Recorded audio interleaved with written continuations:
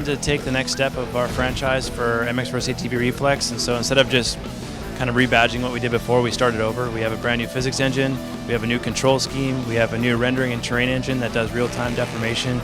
Visually, everything is just huge now, so we really kind of just started over and made it what it really needs to be for an off-road game. We do have bikes and ATVs, of course, and we also have some off-road vehicles, and trucks and buggies and UTVs as well that have their own race format and can race against each other as well.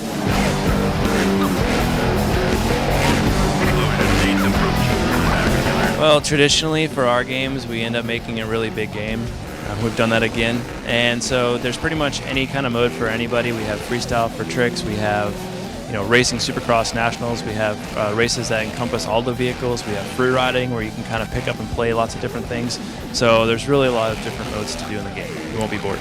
Well, one of the new ones is Omnicross, and that's kind of circuit-based throughout a whole big world, and that's where you kind of pick your weapon, whether you want a truck or a bike or a buggy or UTV or what have you.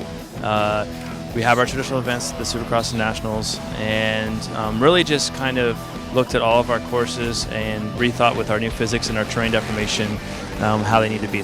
That means that not only visually does it look like you've drove through the dirt, but you're actually in the dirt now. It actually really deforms it, affects the physics, puts the dirt somewhere instead of just making it disappear magically.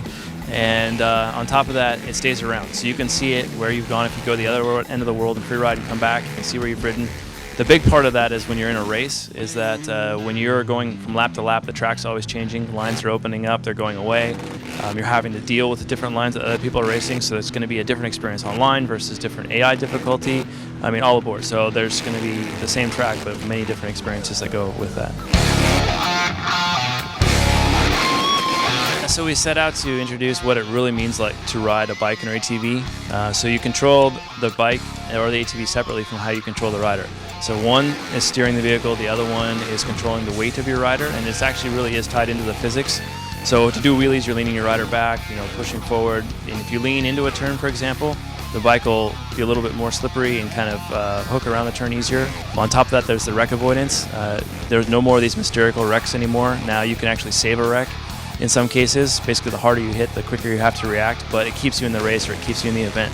The last part of the reflex system is the stunt system, and it's really fluid. It uses the right stick, and just some simple motions get you pulling stunts right away. So it's all tied into this whole big system that's really easy to pick up and play, but if you really dig into it, there's a lot there. Well, we looked at our AI compared to last game for this one, and if anybody remembers from last game, we probably had, I think, 15 or 300 different AI settings as far as how hard they could get. We really simplified it down just to 3, and you can, whatever you get matched again, you will feel like that's where you should be. They use the same system as well, so you are going to see them make mistakes. You're going to see them sliding around corners, scrubbing jumps. A lot of us at Rainbow actually really ride and race motocross and ATVs and stuff. So that's kind of where our physics engine started, was in my garage and with our physics programmers and engineers. And we want to go that route of making what it really is supposed to be, and then adding all the fun stuff on top of it. So you're actually going to feel like what it's like to drive an ATV, what it's like to drive a bike or drive some of these other vehicles. MX vs. ATV Reflex is going to be on the 360, the PS3, the Nintendo DS, and the PSP, and it's coming this holiday. And we're super pumped to have everybody go check it out and get off-road for real this time.